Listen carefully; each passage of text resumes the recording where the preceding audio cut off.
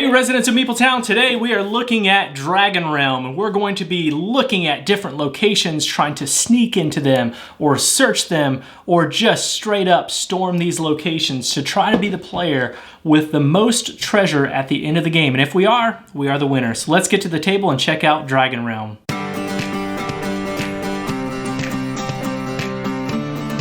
All right, here we have the setup for Dragonrealm, and you are going to have these different location cards right here. We have adventure cards that we're going to be drawing from, and I'll just kind of give the gist, and then we'll just jump right into it. First off, it's just me playing, so I'm going to be the red player over here is going to be Dean, me, and John is going to be the yellow player. I just put the adventure meeples over here to kind of keep this a little more organized. We each start off with 5 cards. We each also have started off with 3 enhancement cards, and from those we could pick 1 or 2 based on what level they were. So you could either keep 1 level 2 card, which are the better ones, or 2 of the level 1 cards. Some of those are one-time use cards. Some happen, you can use them throughout the game. If they're one-time use cards, you're going to want to just reveal them as you play them. I went ahead and picked ones that were going to be useful throughout the game so that I could keep these face up. That mostly helped me organize that. So these are the ones that I picked from the 3 that I had available for each player. And this is a basic set collection game. So at these locations, you've got options to either sneak into them, search them, or storm them. And if you are successful in doing any of those explore actions, then you're going to be placing your adventurers at those locations. Once the locations fill up, you're going to score them and then potentially keep that or discard it depending on what happens, and then draw a new one. After the green card comes out, that is going to be the last card. After that one is completely explored, then that will signal the end of the game. You'll do a final scoring, and then that will be it. So how do we do that? Well, if you want to sneak into a location, you are going to be playing cards that have the same number in a sequential order.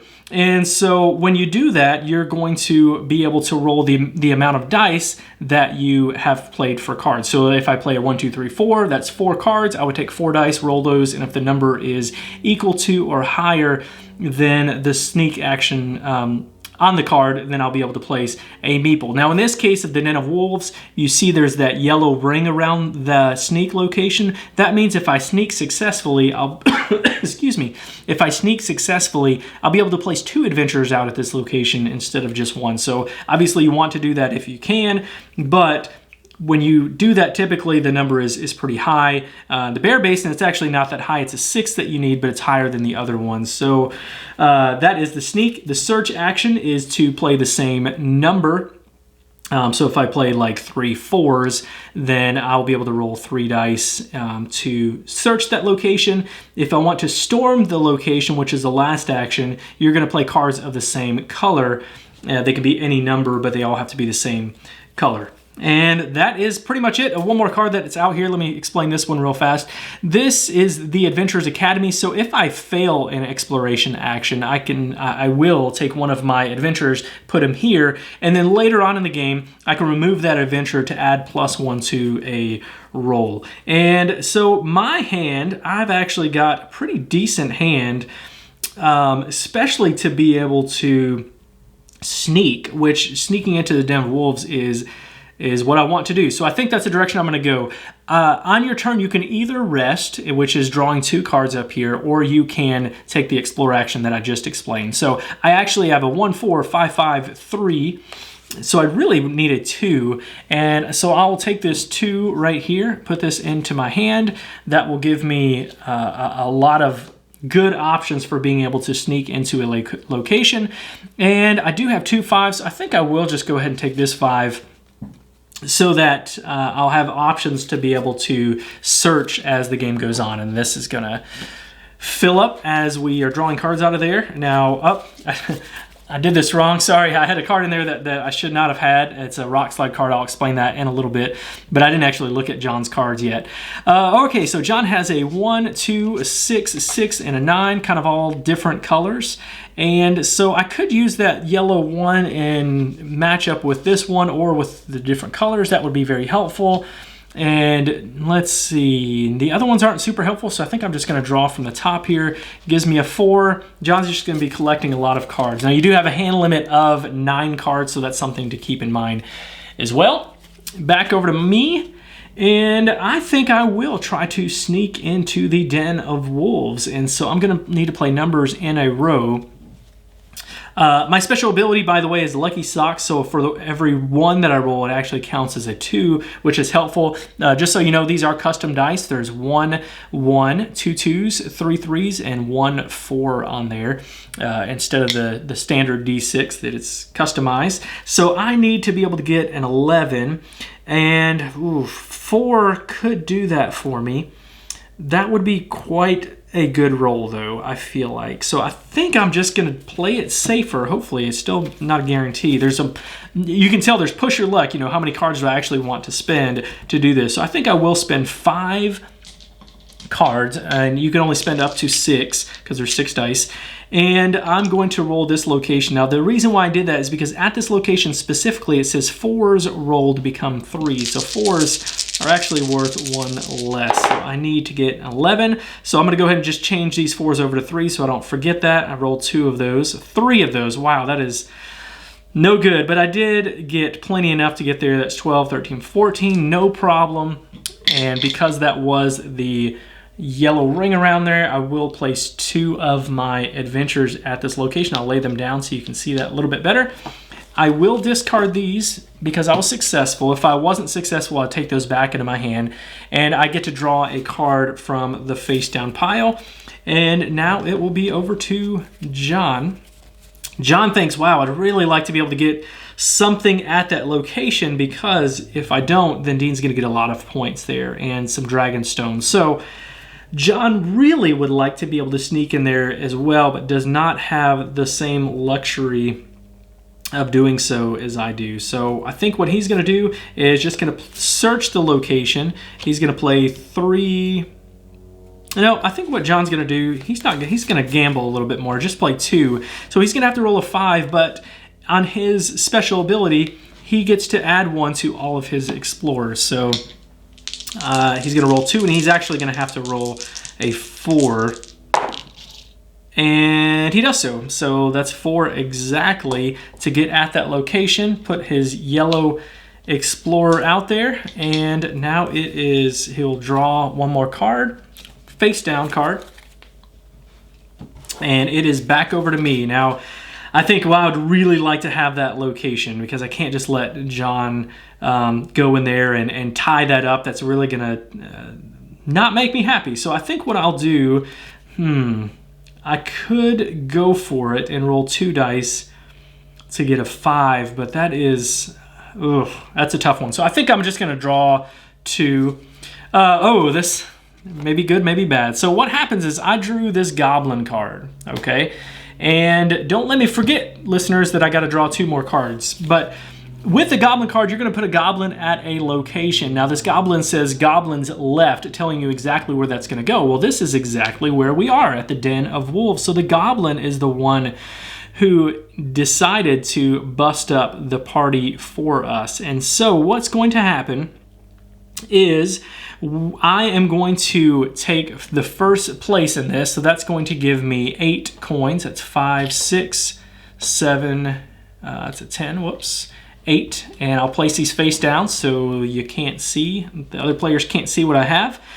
Now, the second place is tied, so they're going to take that second number divided by 2, and that's what they're going to get. Now, if you did have multiple players, you would give the second place to second place, and then anyone else who had one at the location that wasn't first or second place will still get 1 coin. So you don't lose anything from placing an adventure there. The goblin goes back here, our adventures go back to our supply, and then the Den of Wolves is mine for the end of the game. I'll flip over the next card, which is the Ogre's Treehouse. And at the Ogre's Treehouse, this is worth a lot of points. 12 for first place and 4 for second. Not many dragon stones.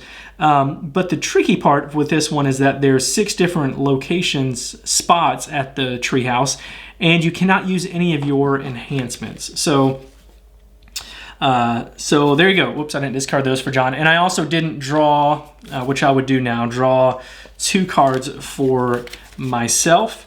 And let's say we'll just play just a little bit longer. I'll show you a little bit more of the game and then kind of explain some of the end game scoring. So it's back over to John. John is looking at his hand thinking, wow, I don't really have a great hand, but I can go for the same color that would let me storm a location. Now what he would really like to do is to be able to have the same numbers to be able to search the Ogre's Treehouse or the Bear Basin to be able to get 2 meeples out there. So I think what he's going to do is just draw blindly again. It's going to be a 2. 1, 2, 3, 4, 5, 6, 7. Draw 1 more card, and that did not really help him at all.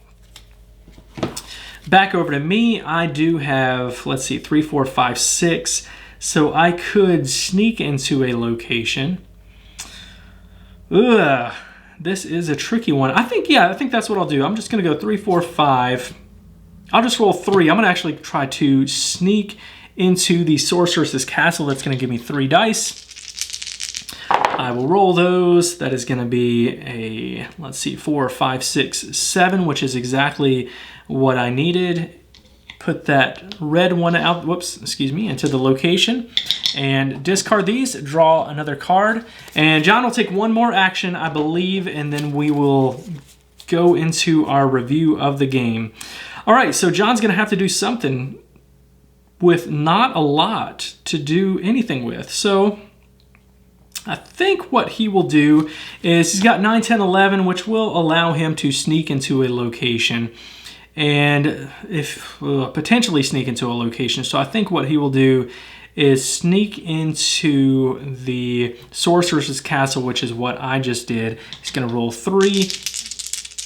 He'll be able to add 1 to all those. Wow, what a terrible roll. This has not been John's game. 2, 3, 4, and 5 with this. Not quite enough to get there, so he'll take these cards back into his hand. He's not going to draw a card, but he will take one of his adventures, put it on the Adventure Academy, so that he will be able to use that to add 1 to the roll next time, or if he has any left over there, at the end of the game, he's going to get a Dragonstone for each adventure he has in that location. So I'll just stop there, let you know that with the green card, this is the dragon card. It's different. There's different cards for each of these stacks. I'll kind of explain that in some of the final thoughts. But this is the Isle of Dragons. Once this location pops up and once we conquer this location, that will signal the end of the game. We'll do scoring on the cards that are left over. Whoever has the most in those are going to get the points. And then you add up all of your coins, anything you might have from your enhancement cards, and then also you get the bonus for the Dragon Stones, and that's it. That is the entire game of Dragonrealm. Let's get back and see what we think of it. All right, let's talk first about the art and components. I've got a few positives, mostly positives to say about the art and components, and then a couple not necessarily as positives, I guess. So the first thing, we'll talk about the art. I think the art on the box, you saw this at the very beginning, potentially. I think it's fine, but if I'm at a store and I'm looking, it's not necessarily anything that's going to grab me. But if I picked up the box and I looked on the back and I saw the components, I would be really, really pleased with what I saw. I really enjoy the different adventure meeples that you have in the game. They're customized meeples. The goblin ones are really cool. They're ones that a lot of people really tend to enjoy looking at when they're walking by. They pick up the goblin meeples and look at them. The art on the locations are really good. I do think the adventurer cards are not, they're not as aesthetically pleasing as what the location cards are, but I still think they're fine. I think they're functional, but I think for some people, getting past that box art might be something that they're going to have to do to really want to check out this game. Now, beyond the art and component, one more thing is the etched dice, the customized dice. I think these are really nice. They've got that marble look to them, and I think those are nice. But the gameplay, let's get on to the gameplay. So I think the gameplay is really interesting. Now, one thing you need to know is I've not actually played Dragonwood before, so I can't compare that game and this game. Although when I've played with people that have played both, they've definitely had the comparisons for them. And everything I understood by what they said is that it's kind of a step up from Dragonwood. But in this game, I really enjoy some aspects of this game. I really enjoy the competition for placing your adventures at the different locations. I think that's really neat, and I enjoy how that plays out too, with using your cards, set collecting colors, or runs of different numbers, or the same number, to be able to gain dice for how many cards you play. I think that's a really interesting piece of this game, and I enjoy that quite a bit. And I also enjoy how those cards play out, and how some locations will have different text on them that will tell you, you're limited to not being able to use your enhancement cards, or certain, ones might be equal to 2 or something like, there's a lot of different locations that you can explore, and they actually feel different than just doing the same thing over and over again. Although overall, you kind of are doing the same thing over and over again. You are set collecting, you're rolling the dice. But I think that's okay, because this isn't a game that's necessarily complex, and that's fine. Not all games have to be complex. But if you don't like set collection, I don't think this is going to be a game that you really enjoy at all. It might not be for you. But if you do enjoy set collection, if you like lighter games, or if you're playing with kids, I think this is a really fun game to play. I think it's got some interesting decisions to make. There's the push your luck aspect for how many cards do I want to play out of my hand, or do I want to risk it right now to get this location before this other person does, but I don't really have the cards that I want. Should I take a rest action instead so I can build up my deck before doing that? So I think there are some interesting decisions. Again, not complex, but if you're playing a game, if you just want to play a casual game, or if you're playing with kids where you just want to have, simpler decisions that are still fun. And there's the randomness of the dice roll, so if you like dice chucking, that's for you. But if those aren't things that you like, this is not going to be a game that you enjoy. So for me, my final thoughts, my final rating for this game, I'm going to give it a 6.5, but that might sound worse than it actually is. I think this is a fun game. It's just not one that I want to play all the time, because I would rather have something that has a little bit more. But here's the thing. With this game, I will play this with my kids. I'll play this with family members that aren't, huge gamers or anything like that. They don't want anything super meaty. They just want to have fun, chuck some dice, and have good conversation. I do think that this is that game. And it even though it might be minimal, it does have some storytelling, some fun storytelling aspects in the game, because you can talk about storming the bear basin, or sneaking into the sorceress's castle to get the treasure. And I think that's interesting and fun. Again, it's not like, playing a role-playing game or anything like that, but you can develop these stories that are a lot of fun. So 6.5 for me. I do think this is a fun game. Check this out, especially if you like Dragonwood. I really, based on the players I've played with that have played both games, they said, yeah, this is definitely the way to go. So if that's for you, definitely check this out. If you are interested in finding out more about Meepletown, some things that we have going on, check out our website. That's meepletowngames.com. You can see us on Facebook, Instagram, Twitter. That's at meepletowngames. Or you can visit our guild at boardgamegeek.com. That's guild number 3407.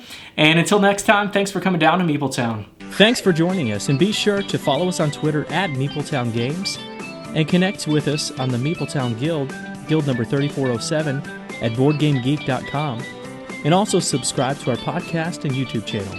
And until next time, thanks for coming down to Meepletown.